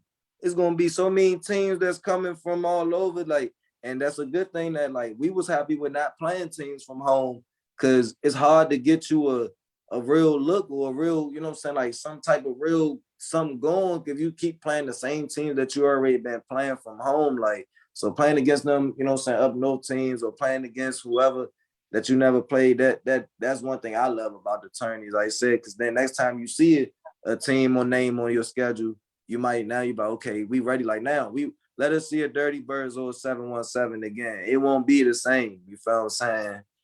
And I feel like this has allowed a lot of growth in the flag football community. You take a look at the fact that now you not only get a chance to meet those teams at the field that day, you interact with them after the fact on Facebook. You'll find their Oh yeah, page. You'll find like their personal pages. They'll add you. You'll add them. You'll get yeah. to see like where they're from. You'll see what they play. You might discover other teams in their area. Nah, for real. Like you've never even heard of before. Like shout out to the quarterback from Riot Squad. He been like ever since we seen, I want to say like that Nationals where they was like the last. I think that year that we didn't make it as AFN, they were like the 15th seed and we was number 16 right behind them.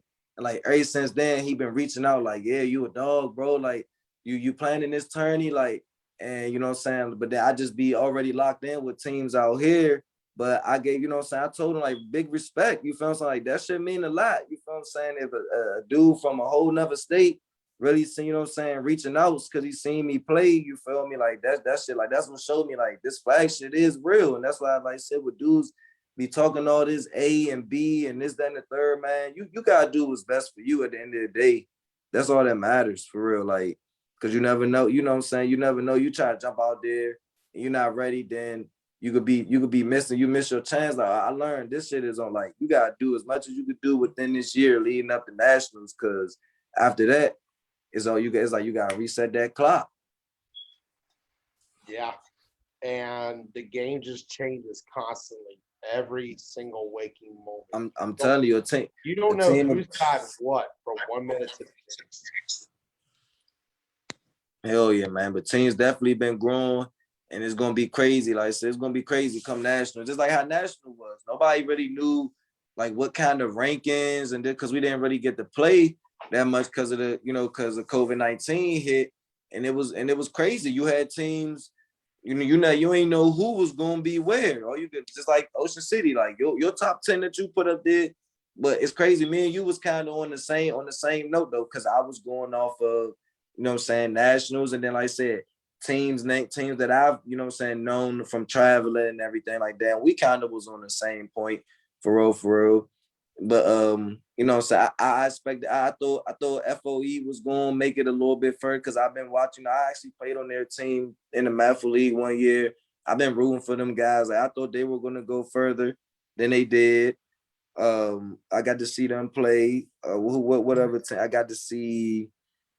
I want to say who else was that I seen? I mean, this is speaking on the chip game. It was crazy. Like, bro, that quarterback he's crazy for base auto. That quarterback is crazy. Wow. Like he was crazy out there. Like when I say he was putting it on the rope. You know what I'm saying? It's just I just felt like they their game against BSN, their receivers was gassed and our DBs were ready. Like, cause that game was neck and neck for them and BSN. And we seen, and that's what a lot of times, like I said, teams don't watch us. Like if our games are neck and neck, like teams don't even score double digits on us for real like that. You know what I'm saying? So that's where we kind of had an upper hand at. But big kudos to that quarterback. They keep him. They gonna continue to be in the top. You know what I'm saying? Be in the top Final Four or the top 2, my opinion.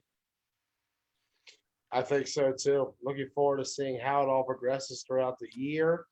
Chico, thank you for jumping on tonight. Looking forward to seeing you back on the field immediately. Oh yeah. You know, this weekend I know a lot of people gonna be in Richmond for the Eastern Conference Nationals. So, you know, big good luck to all the teams that's gonna be out there. The next line of business, man. For me, we Atlantic City, man.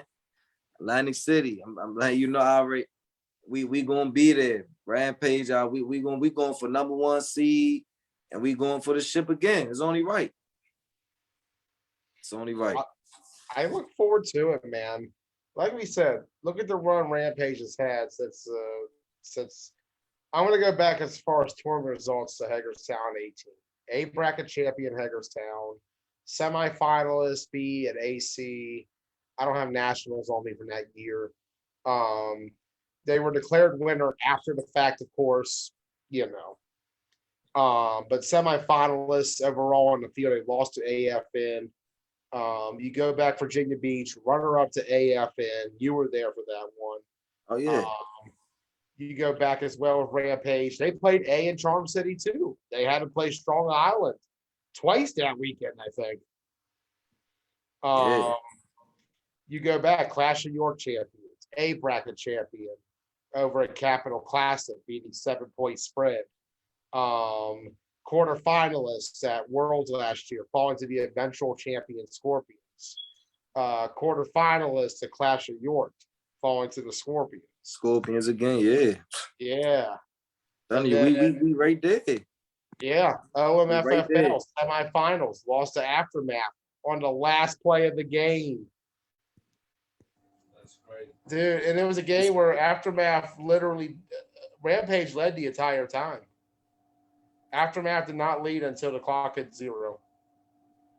Crazy. Rampage, and then you go back to Nationals, semifinalists to NTB Wolfpack.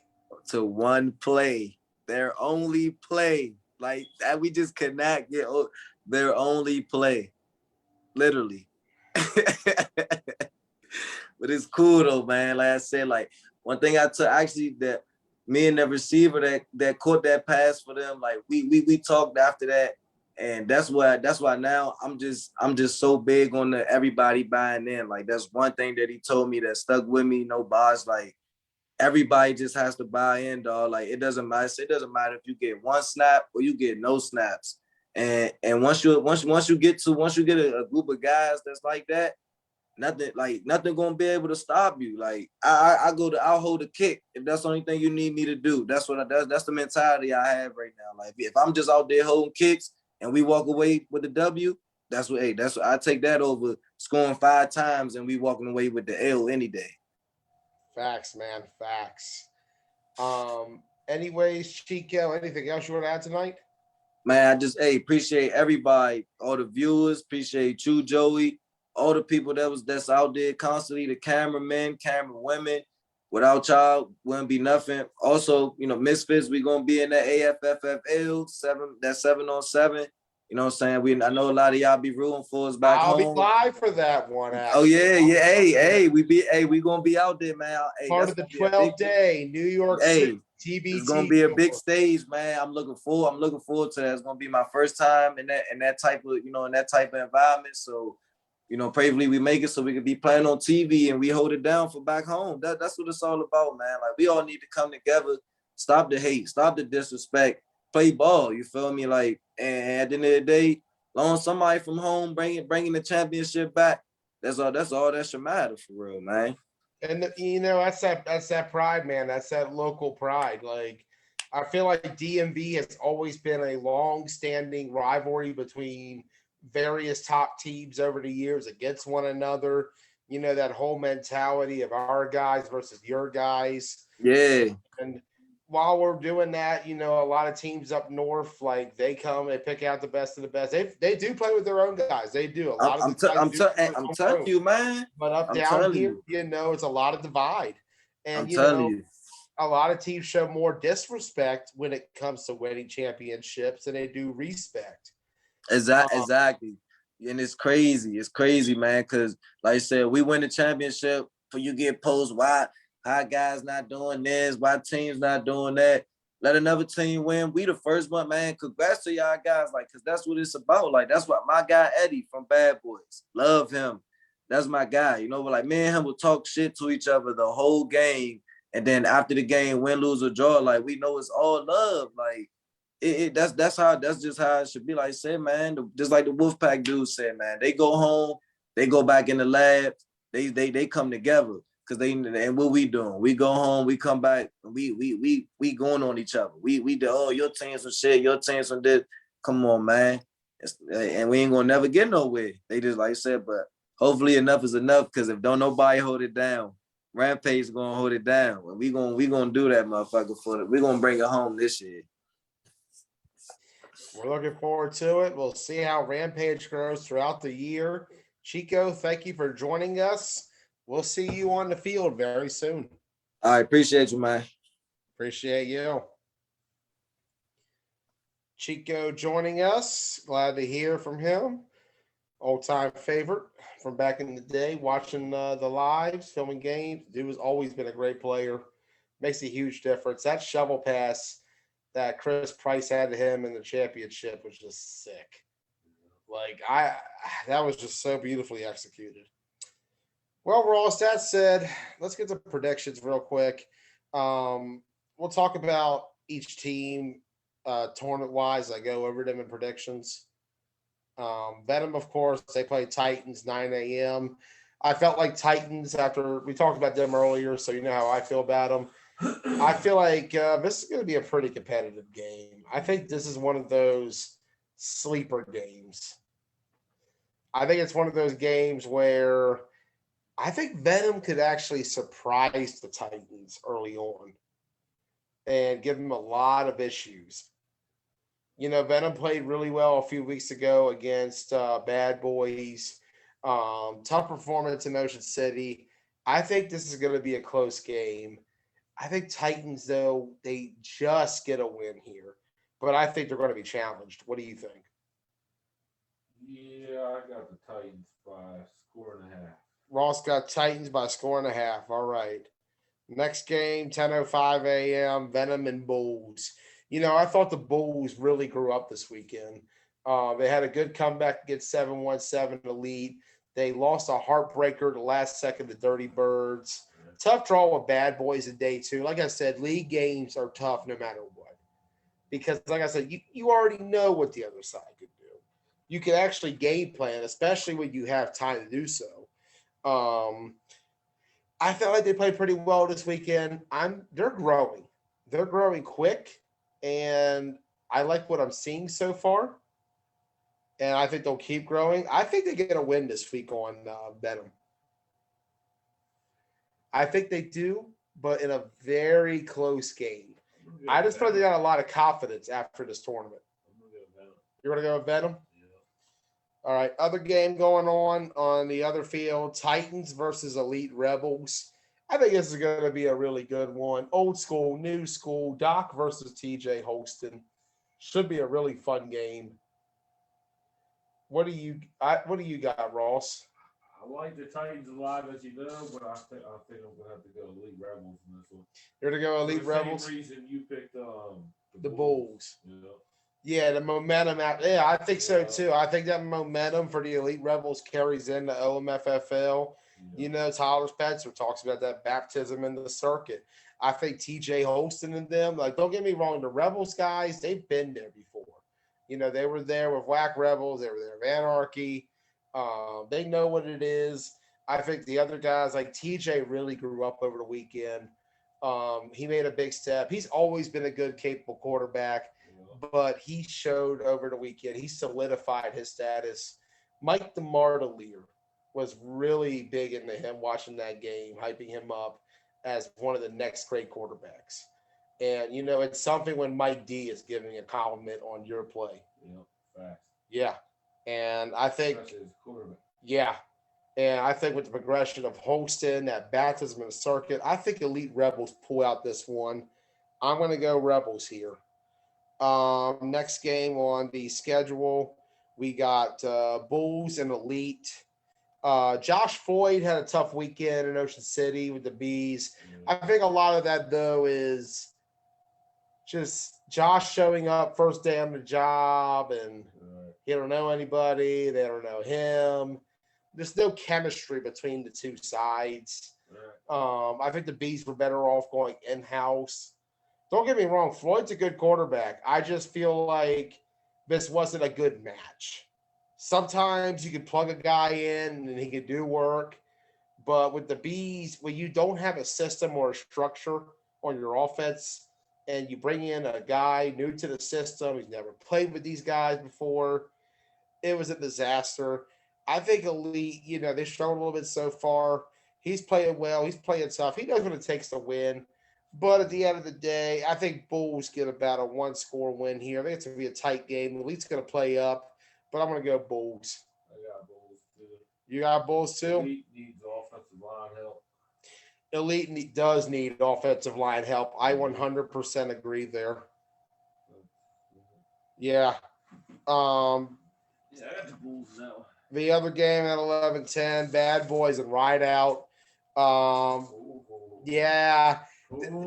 People are I think, people will say, why is Rideout not your top 10? They're always a perennial top 10 team.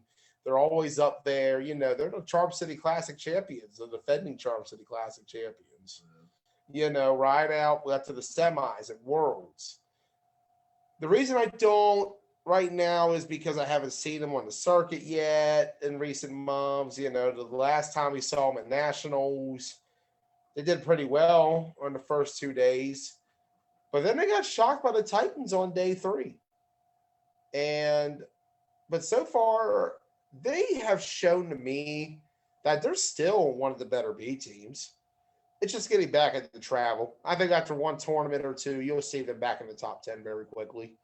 That's why this is a really good game between Bad Boys and Rideout. Rideout's had time to rest. I know Lionel, he was playing for Misfits last weekend. I know a couple other guys filled in other places as well. I do feel like, looking at it from my perspective, this is going to be a very close and competitive game between Bad Boys and Rideout. Rideout's already shown to me against No Mercy and Rampage that they are still very well on that kind of level with those teams. The transition from MAFL to OMFFL has been pretty seamless so far. They haven't really skipped a beat. But I think Bad Boys squeaks out a win here in a very close game. Pseudo rematch in some kind of way at the Charm City Classic 2 years ago. Some of the Bad Boy guys won that Renegade squad that faced Rideout for the championship. They're going to be back at Kenwood, I think, on the same exact field that they played that game on. So pretty cool tidbit there. We're looking forward to that game. I'm going to go Bad Boys, though, in a very close and competitive game. I'm going to go Rideout. You're going to go Rideout. I'm going Rideout. Dang, you, Keith, and Jerome hating on Bad Boys. Jesus, oh my gosh. No. Look at Keith Russo, Jerome Giles over there. Man, you got Rideout, Ross. Just because you picked Bad Boys. I'm gonna throw you on that field. I was actually hoping you would just say yours. I was just gonna go the opposite of whatever you said. Yeah. I figured you would say. Oh, you're gonna go opposite. You're gonna be Hater Ross this time on Joey, not Bad Boys. Whatever you did. Yeah. Yep. All right, I get you. All right. Next game coming up on the schedule. Believe it's the final one of the day. Field 1, we got Bad Boys Elite. Bad Boys.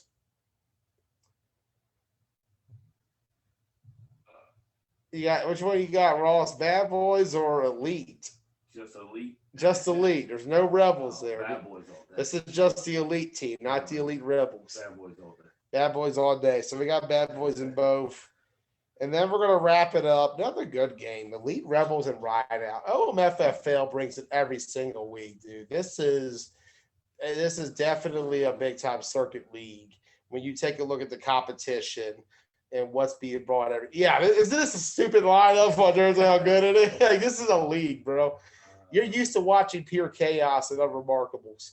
I get it.